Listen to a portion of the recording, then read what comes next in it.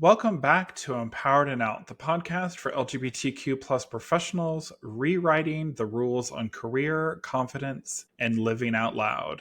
I am your host, Jonathan Barbe, and today I am honored to introduce Dee Edney, also known as Angeldee, a trans artist, creative producer, and musical powerhouse based in the south of England. Dee is a late in life transitioner, a neurodiverse practitioner, and a bold community leader who is building something remarkable in the face of adversity. From creating an album featuring over 50 musicians, yes, including collaborators linked to Massive Attack and Kate Bush, and a group of plants, to spearheading an inclusive arts festival called Mad Unity, Dee is living proof that art, identity, and healing are all connected.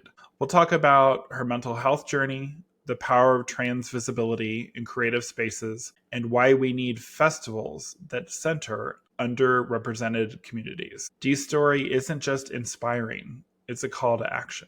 So Dee, welcome to Empowered and Out. I am so glad that you are here. Hi, Jonathan. Thank you very much for having me. So let's start with the big picture. How would you describe the through line between your music, your mental health work, and your advocacy? And how do those pieces support each other in your practice? Well, I'd say it's really about my life journey. Growing up, I had, I'd say, a fairly difficult childhood. And for me, the one thing that made sense to me was music. You know, I remember going back to when I was very young, listening to the radio while my mum was doing housework, and getting my first record player when I was, I think, 3 or 4 years old, and then discovering the Beatles when I was 5, and then everything just changing and just being absolutely obsessed with John Lennon and the Beatles. And then I saw the films. So it was something that I could escape into to get away from, say, what was happening, you know. So, but I guess, over the years, as I got older,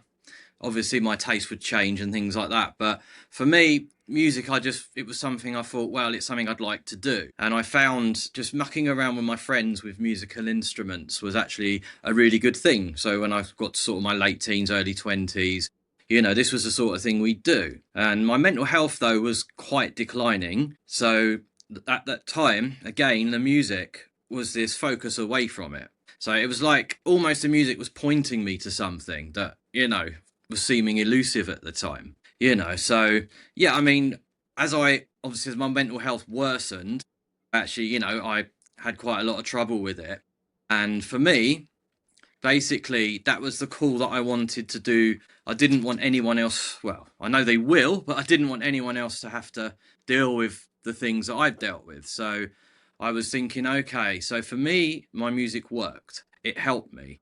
Obviously, but then everybody's got their own sort of love, their art, whether it be sort of knitting or filmmaking or anything, you know, that's their creative outlet. So it was kind of about, then I thought, well, if I mix this to a point where we can get people to come together with the common goal of art and creation, that would actually means that everybody then would have a space, would have a say, and the rest of it's kind of left at the door. You know, while we're in this space, we're going to talk about this piece of work we're going to create. So again, it just breaks down them barriers a little bit, you know.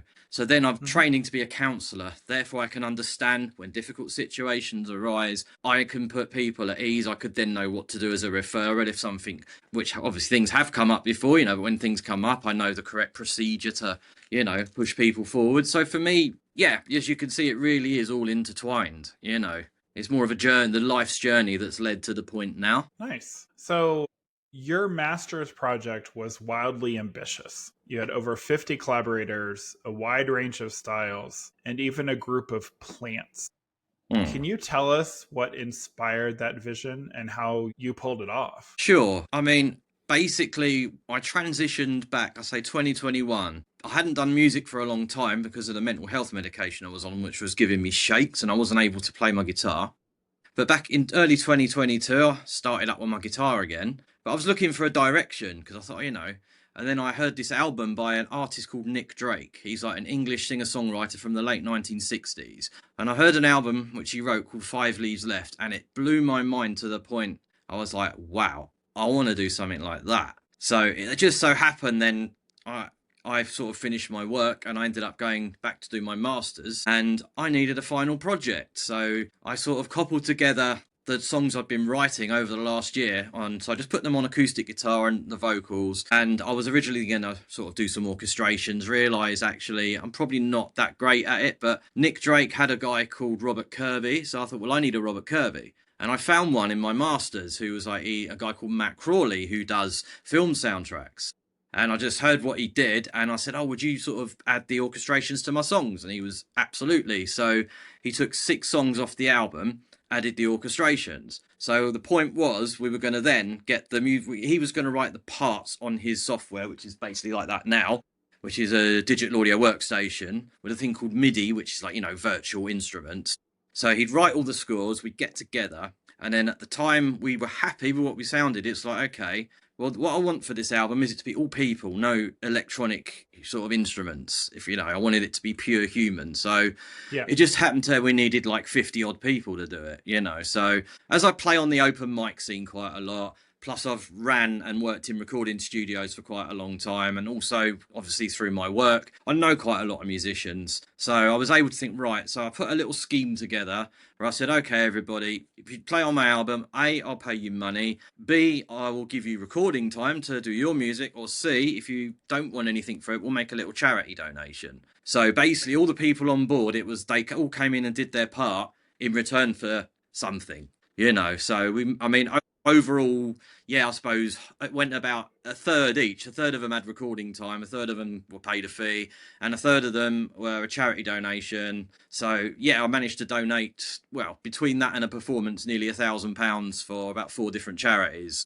There was Minds, there was Canterbury Counselling Services, there's a Royal National Lifestyle Association, and Muscular Dystrophy. So the album was able to give back to that also, and everybody that came on it would give back. So at the moment we're in the process where I've got a lovely mix engineer who also owns the recording label that I'm on, Seb Memot, who's now doing all the final mixes, which goes off to Trackmaster into AD Connor to then do the masters. So then we put all of these 10 tracks together, and they're wildly different. There's progressive metal, there's folk, there's jazz, there's like a raga bangra track, there's sort of Turkish inspired, so there's many flavors on there, hence needing 50 musicians, so yeah. And so at the moment, great. Yeah, it's almost there. Couple of weeks. I'm still in the studio now till the end of the month, and then the album's done. And the plants, of course, so there is a cat on there as well. There's my cat Benji in Benji's song. But then the plants, it was a friend of mine. What she does, she takes electrons from plants and then triggers a virtual instrument. So the only virtual instrument on there was the plants. They triggered one of the track, like in the track Garden Grows, because I thought that way the album, not only is it not discriminate with humans, it also doesn't discriminate with species. It doesn't even have to be sentient.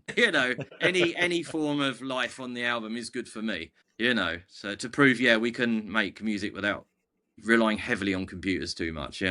Plus it makes a social experiment to get to know lots of musicians and get everybody's input that way. Everybody has a say. Like some tracks I thought, oh, that'll be a nice string arrangement, and then Matt and Harry are coming along, no brass drums, and yeah, okay, go on then, and it sounds great. So I'd always said to people, I'm open to what you want to try, but I get a veto. So I let everybody try their idea out, and then we said yay or nay. So again, it was really good to sit back and not be too possessive over it and let it bloom in its own way with all the people that were influencing it. That's really great. You've done something that's very unique, because I definitely can't imagine that many different styles of music. And that, it's kind of cool, like for someone like me who loves music as well. Like I'm kind of excited. Like I would love to hear it after when it's done, just because that sounds amazing. It really does. I genuinely mean that just because I love music. So you've worked with LGBTQ plus groups, refugee communities, and neurodiverse individuals. What have those collaborative spaces taught you about healing and resistance, especially as a trans artist showing up fully in those rooms? Well, I think the biggest thing I will always take from it is just don't believe everything that you read. For example, when I was volunteering with the refugees in Calais, I thought all trans women, they're Muslim and from Africa, and I thought you know, what you hear. But actually, they probably were one of the most welcoming communities I work with.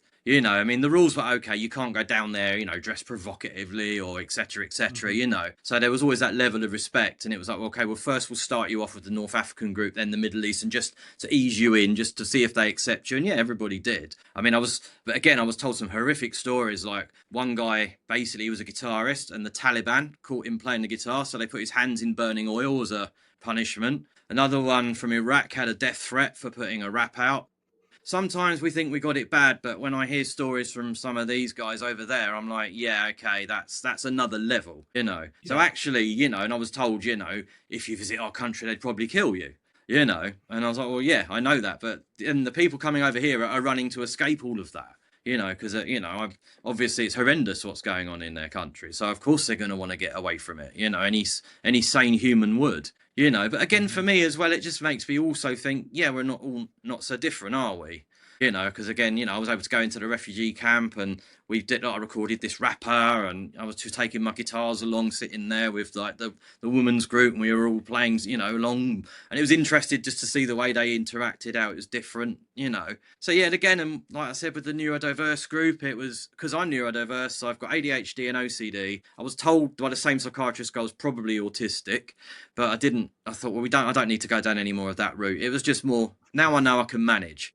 You know, I can understand and manage. And again, you know, working with other neurodiverse people as well, it's given me more of an understanding, you know, along with my counselling training, which taught me to listen, you know, because it's so, we all think we're good listeners, but actually we're not. You know, for me, it was always the struggle was, you know, I'd be listening to someone and then I'd want to, oh, jump in. I've got something to say. And it's learning to go, shut up, listen, because they might answer the question you want to ask before you jump in. And it's not about what you want to know, it's about listening to them. So again, I've always felt that it's given me a good observational skill in situations with different groups, so I can understand better, you know. So again, yeah, and it's also, like I said, it's verifying for me, like with the LGBT groups as well, you know, it's nice. It can, on one hand, it can be triggering because when bad things happen, you all feel it, and then it can be like a collective anxiety. But again, you know, we are all here to support each other, and you know, sometimes hearing how it's affecting one person can put a bit of more perspective on it for you, you know, so, but it's just obviously, and trying to, like, you know fact from fiction, to know actually if there has been something in the news that's happened, don't look at it because, you know, each media source is going to have their own spin on it. I mean, I always remember my ex, she worked on a ship, and basically they'd lost their company and they were staying on board basically in protest. And I'd speak to her every day and she'd be, what are you doing? Oh, nothing really. We're just sitting around playing cards. But then I read on the news, they're smashing up the boat, they're getting drunk, you know, and I was like, hang on a minute, you know. So ever since that day, I've always been a bit skeptical because it's like, you know, it's people will just say a story how they want you to perceive it. So I always want to try my best not to over panic when I read something, but try and actually get to the root of what the fact is, you know. And again, yeah, being in those communities sometimes, yeah, it can be triggering because other people can get scared, which can make you feel anxious. But on the other hand, yeah, like I said, you've got the sobering voices that will come in and be more factual. All right, very interesting. So you mentioned facing rejection in traditional workspaces because of being trans. How do you stay grounded and creative in environments that try to shut you out? Well, for me, it's always about the goal. You know, it's whatever project I'm working on, there's always an end goal. So whatever problems will come along, I've got to deal with them. You know, now if that's in a work or a job, I do my best, and until it gets to a point where I can't no longer do anymore, then I will walk away. You know, because at the end of the day, if it's the problem's coming from somewhere else, which is not a problem I can fix personally, then there's no point in me staying there, you know. But obviously, you know, if I'm in control and it's my own project, then I can deal with it, you know. So yeah, and what's hard is people just don't really want to hire me, and they make the most ridiculous excuses. I mean, I put it to the test once. I applied, basically, my mentor said, "Oh, you should go for this job. You're the perfect fit. They'll be so lucky to have someone like you. You've got all the skills." So I've applied for the job. Then I saw a message a week later, we haven't had any applicants that are strong enough, so we're giving it another week. And then, yeah, I got a rejection. And I got back to me and they were like, oh, yeah, we don't think you can write a report. I was like, yeah, but I've got I've had 3 big projects which I've managed. They were finding excuses. So what I did as a test when I was on my master's degree, one of the modules we got on the business was we had to do a mock job application. So I handed in the exact application I gave and the exact job description, and I got 80% distinction. You are the perfect candidate. So I was like, okay, and the woman knew I was trans. So I can only speculate, but I have actually been told by one person, no, they don't want a trans person here. They don't want to give a trans person money. Another one, it's like, our students won't accept you. So I've had a few, knockbacks as well, but I've been told off the record, no, it is because you're trans. And in some situations, it's not the employer. It's because what will happen, I'll work there and you'll get 2 people maybe that will just, no, not having that person here, rah, rah, rah, rah, rah. And then you'll get the other, the allies come in and, but then there's this little war brewing. And no employer wants this little war going on because it's a lot of work for them. So it's not actually they don't want me as a trans person. They just don't want to deal with all the admin and bureaucracy that comes within a situation where people, fight, Yeah, for sure. It's rather unfortunate, actually, just because as I see it, at the end of the day, if you're qualified for the job, it shouldn't matter if you're trans, gay, bi, whatever. If you can do the job and you're qualified, there shouldn't be any issues, just because if you already know you can do the job, and to say that it's because you're trans or whatever it might be is rather narrow-minded of the employer, just because we're all different. Everyone's unique. Everyone's different. And just because how we what we do when in our daily life or how we present ourselves shouldn't matter at all in the workplace, and unfortunately it does. Well, but as I was saying before, people just believe what they read, don't they, and take it for fact. It's rather unfortunate, actually. So the Mad Unity Festival, so this sounds incredible. So can you share what sparked the idea and what you hope it creates for your town and the wider community? Well, what sparked the idea was my lecturer, because he was always, lecturers are very blown away by the album I've done. With, they were saying, one of them was saying the music on there's probably the best music he's heard created here in the last 20 years. So basically he was saying, you've got to be playing this live. And I said, that's all very well, Matt, but are you going to pay 50 people to come and back me up on the stage? Because I'm not. And what he said was, no, Dee, no, there's some music that needs money and some music that makes money. Yours is quite niche, so it needs money. Go for a funding bid. So the initial idea was, well, if I could hire an orchestra to play my album, that would be great. And then I thought, that was the seed. And then it went into, maybe, my friend Autumn and Megan, a couple of my sort of close friends who are brilliant, brilliant songwriters. I want to give them a chance to play with an orchestra. So then it grew to an evening. And after that, I was like, well, we could do some workshops. And then I just, obviously I've been working with a neurodiverse CIC called Mixed Matched. I've done a couple of gigs for them and I've done some work for them. And, I was like, oh, maybe we could, collaborate on this, So then it was like, how about we get in like another person sort of to do the accessibility side? And then it was like, we could get in Winsome because she's like a Jamaican lady that runs sort of Jamaican poetry slam. So it ends up all these different communities sort of popping up and going, oh, we could do this, we could do that. So I've got quite a big group now together. So what we're going to do in September, we're going to write the funding bid for it, and it will be a 2-year project. So it'll be basically going into each of these groups, into these communities, and saying to people who at one end wants to come in and experience creating things with a chance of showing it at a festival, and B, who are those that have got something to show, want it to be developed to take it to the next level. So that way we could be sort of focusing on everybody from start to finish. So over the 2 years, we could have the series of workshops, the work be created. And then at the end of it, the big festival where I play with the orchestra and so do the others. We've got another stage with the comedians, another stage with the spoken word. And we can show the films in the cinema. So we can actually then have a festival day where everything can be sort of showcased. So it kind of grew from just the lecturer saying, play the album live to that. And I wanted a big project to get my teeth into, because on the other hand, I've had success going for funding. So I've not had success getting jobs, but going for funding to do my own projects, because obviously my results, I've done well before, so Yeah. funding I've been a lot more successful in, and that I'm running. So I'm not going to sort of be, discriminating against myself. So it's like, yeah, so this it's probably going to be the way forward for me. I mean, props. So, I mean, I do teach at the moment for one company that actually it's only part-time, but they did, support me through transition. Kent Music, I've got to, give respect to them. They've always stuck by me. They just can't give me enough work to keep me going.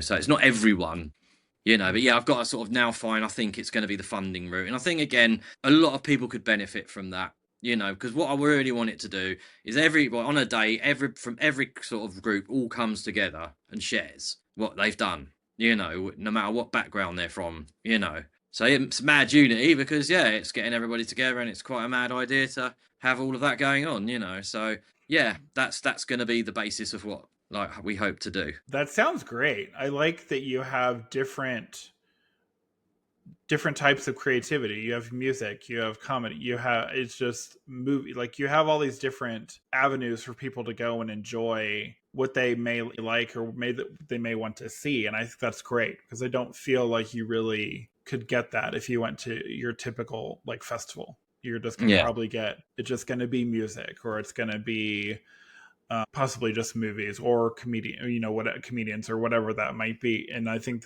it's very unique, and it sounds like it definitely could be successful just because of what you're offering and what you're wanting to put out there. So I wish it the best. I really do. I hope it does actually really come to fruition. So I want to go a little bit deeper into your personal stories. Specifically the moment in the hospital when the psychiatrist told you that your life was over. What helped you rewrite that narrative, and what message would you give to someone who feels stuck in that place right now? Well, it's about finding what works for each of us.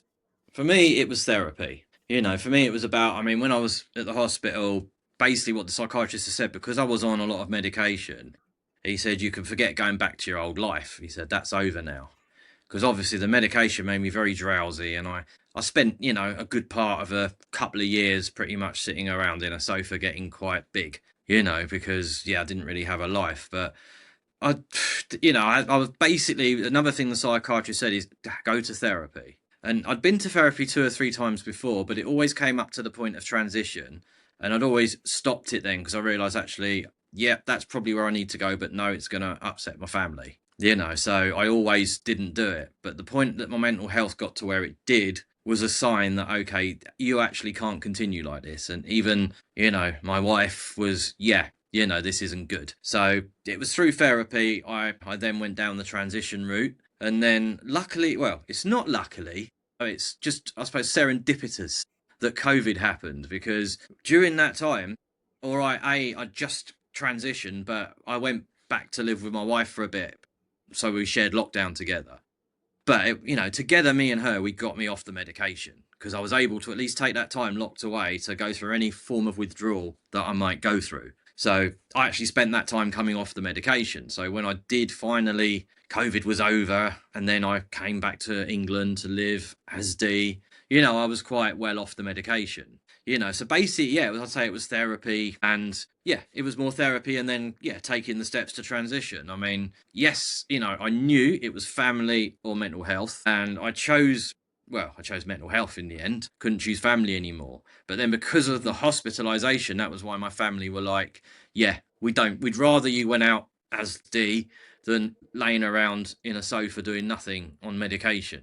It was the lesser of two evils as far as they were concerned. And I mean, I never thought I'd even go out the sofa, let alone, write albums and, work with plants and music and all these crazy things. And don't get me wrong. And what I want to say to people is, it's hard, but it's hard for everyone. Everybody's got their problems. Everybody's struggling. Everybody I know, there's no one I know that's, oh, my life is brilliant. Yeah, I have a great time. Yay, So it's just that realization, everybody's got their own struggle. And all we can do is do our best to work our way through our own struggles, and whether that be mental health struggles, financial struggles, or, discrimination, whatever it is, we have to work our way through it. And it's just, I just didn't want to give up. I was like, does it really have to be over now? Then I just didn't feel I'd done what I wanted to do. And now I feel like I'm on at least a path to doing what I want to do now. And I'm trying to enjoy the journey as that path goes along. And I suppose, I've come to sort of try and be more grounded now, take each day as it comes, and then recognize the good moments as much as recognizing the bad moments, and not letting the bad moments have these seeds that grow into anxiety, realities that plague your head. It's more about, trying to just keep yourself grounded, take the rough and the smooth. But you're going to get rough and smooth. That's just life. You can't, we can't pretend everything's going to be great and yay Disney, if you know what I mean. Yeah, I do. I think what you said is very important. You made that decision to like that your mental health was what was most important. And I think that is something that's very important for the community at large. Like we really have to focus on the mental health. And because it's a sad state that there are unfortunately a lot of people in the LGBTQ plus community, but unfortunately a lot of the trans community that does have a lot of mental health issues. And I feel that when you have that opportunity to really to put it in, kind of take the reins and realize this is where the path that I really want to go. I feel that everyone, maybe not everyone, that the people that you hold dear and near to you are probably going to come around if they may not have agreed to it to begin with. They may not always, but it's just, that's life, Exactly. you can't please, like you say, you can't please everyone. And you're completely correct. Life is not perfect for anyone, It's and just if the they saddest thing. I think the saddest yeah. thing about the acceptance, it's not the fact that I've transitioned, it's the fact of being scared that they're going to get the same abuse that I get. Mm-hmm. That's the reason they struggle with it, because they don't want the same abuse that I get. For sure. Yeah. I mean, and I'm going to be honest, it's why I'm doing this podcast. I want to put those people who have had experiences like yourself to be able to share their story and say, hey, this is what I went through. And like you said, you want to help them. Your message, you don't want to have them go through those same issues, because there's no perfect life. If anyone tries to show that they have a perfect life on their social media or whatever, they're lying. No one has, it's not, every day is not unicorns and rainbows. Let's be real. We all have issues every single day. Like you said, mentally, like financially, in every aspect of our life. Life is chaos, and you just have to know how to live it and make sure that your journey is what you want, and not living for anyone else, but living for yourself. But also, I mean, within respect of other people too, Of course, yeah. Because like I said, with my wife, we've got, we're still very good friends, and we've got an acceptance, we've got like a, we agreed sort of a compromise on how it works, when I go to see her and things like that. So again, it's always about discussion and finding that sort of common ground. Yes, you'll never accept it, but at the same time, again, as long as she can understand, what I mean, as long as it's keeping my mental health better. Yeah, for sure. So for trans folks or late bloomers listening who are scared to start over, especially for those who are carrying shame, rejection, or even family loss, what would you say to them about creating a future worth fighting for? I would say that all of those things you spoke about are part of life, and it's about just learning that, as we go learning, we're all gonna lose, and that's the thing. It's about learning to deal with it. Like I say, in the groundedness and dealing with it and not letting it write the future, because past we can't change, future's not happened. The only thing we can control is the now. Hence the name of my company, Into the Now, because what that means is let's focus on this moment. So what I would say to people that are scared is fear generally comes from, like I said, it's about regret from the past, fear of the future. We're always going to think of in our own mind our very worst case scenarios that are going to happen. But we've not got to take them as actual reality. It's okay, this might happen.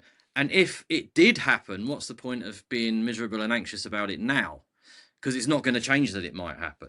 So I always say it's about grounding and being into that moment and just, following your heart and your feelings and your instincts, but having respect as you do it, respecting other people's opinions and that they're individual and they've got every right to think what they want to think. Just as I've got every right to think what I got to think. But again, it's not about then going out and causing trouble because of it at the same time. and being extreme, because that's the last thing anybody needs. And that is the problem I feel with the world at the moment. Everything's really on left and right extreme and totally out of whack. It's like a seesaw doing this up and down. And what it needs is Yeah. balance and the middle to stabilize, and that's what we've got to do in ourselves. Allow ourselves to stabilize, to be that example, to say, no, we're going to stabilize. We're going to take the rough, we're going to take the smooth, and we're going to ride with it. So I would say to people, that's basically what you've got to try and do. Just learn to accept that this stuff is going to happen, and you'll get through it. But yeah, it's just part of life. It's part of that experience. It's, the only thing we can do is anything we control is how we deal with it. So agree with you. I think, yeah, it's very important that people understand. I think one of the biggest is you have to understand what you can control and what you can't control. And what you can control, control it. Take that action, take that initiative to do what you want to do, however that may be, and just be happy with what you're doing. Because when you're not, that's where, if you have, like you said, we all go through shame, rejection, family loss. It's part of life. It's how we handle it on a day-to-day basis. And if you are always doing woe was me, this happened, you're going to have less and less, unfortunately, you're going to have less and less people that are going to want to support you when you're trying to maybe push something forward. Because if you're always doing, that boy cried wolf, scenario, then you're not going to get the support. But if you take a step back and like, okay, well, this happened. All right, well, what can I do to make sure that it doesn't happen again? Because when if you let it happen, you're just going to you're just going to let too many things, it's going to affect your mental health 100%. And I think that the better we can be at taking what people say and what our opinions are and go, okay, I may not agree with this, and this is what I agree with. But yeah, you don't need to create some chaos about it. You need to just go, okay, this is what they think. All right, great. I don't think that same way, but we're going with it. We're going on with life. And to stop thinking that we always have to create chaos is a horrible way to live to begin with. So we're going to have some fun. I have a few questions to ask you that are a little bit different than what I've been asking you. If your life had a theme song right now, what would it be, and why is it probably playing on loop with a cat meowing in the background? Well, it's actually quite hilarious because the song on my album we just got the master back for today, the last sound on it is my cat meowing. So actually, that's quite a serendipitous thing you said there. But I suppose, yeah, I mean, the song sounds crazy, but the song that chimed with me when I was young was Help by the Beatles. So I suppose that would be the one the one I'd choose, Nice. Very nice. I like that. Okay, so you're headlining Glastonbury's Queer Stage. What's your entrance look, and which surprise guest joins you for the final number? Look, I don't know. This is one of my problems. I'm not that visual, if you know what I mean, when it comes to my act, because I'm a bit sort of folky and, so I think for me it'd be something like I'm wearing now, really. Just to sort of, because it'll be summer and it'll be warm, so just a dress, and a pair of, probably barefoot or trainers or something, so I'm kind of grounded on the stage. And special guest, probably it would be, there's a trans punk band that are here called the Angry Gynophiles, and their lead singer, Audrey, she's on one of my tracks, so my special guest would have to be her, really. But I've got to, because we've only done the song live together once, and because she's so funny, I just laugh and forget the words every time we do it. So I'd want to make sure by then I'd stopped finding her so funny. That's great. And that's wonderful that you have her on your album. That's wonderful. So you've collaborated, as we've talked about, with over 50 musicians and a group of plants. Be honest, which was more high maintenance? High maintenance. High maintenance for the vocalists, I'd say. Well, one in particular, but yeah, I'd say probably the vocalists. Okay.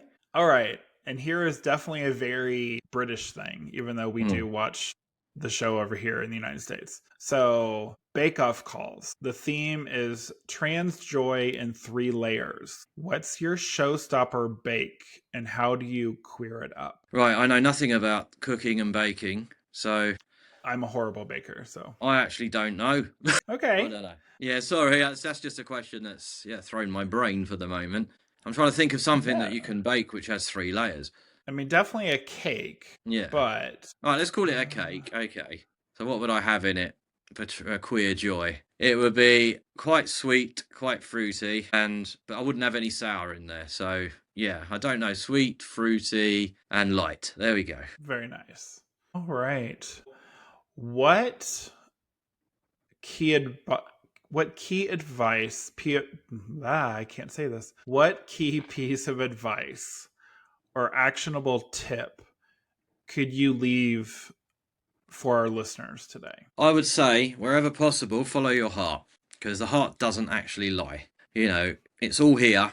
We just have to be quiet enough to listen to it. So basically, be still, be calm, and listen to your heart. And I think then you can't go too far wrong. I like that. Yeah, I mean, there are definitely times that I don't think we listen to our heart and when we should be listening to our heart.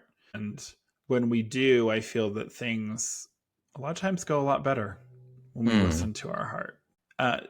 Dee, this has been a pleasure. I really do appreciate, you coming on and chatting with me today. And so, listeners, I will put all of Dee's links in the show notes, but I would highly recommend going on and seeing what Dee has done as a solo artist, as the band, your community work. It's very impressive. It's very inspiring. And so I highly encourage the audience to do so as well. So, Dee reminds us that art isn't just about expression. It's about survival, reclamation, and radical connection. Whether it's building a safer space for queer folks to make music or holding space for refugees to explore creativity with a trans artist at the front of the room, she is rewriting what representation and inclusion can sound like. So if Dee's story lit a fire in you, share this episode with someone who needs to hear it. And as we talked about briefly, if you want to support projects like Mad Unity or even work with Dee,